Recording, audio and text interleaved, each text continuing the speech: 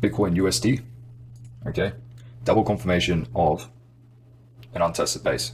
Now, like I've explained in tutorials, I'm not a fan of leaving limits at these levels. However, when you see such obvious expansions, and I don't mean something like this or something like this, I mean a massive price move away from a base, and the base remains untested.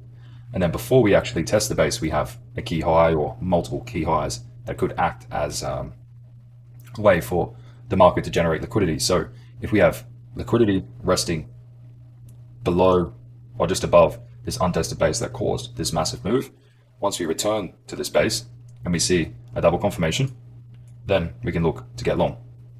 Okay, so I'll mark this out. Here's the base.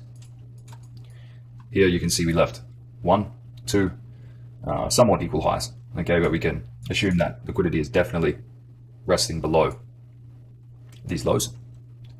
Okay, and then we have a key low here, the high that swept the low. Once we close above, right here, we form a broken base. Now this is the entry. Okay, an obvious target.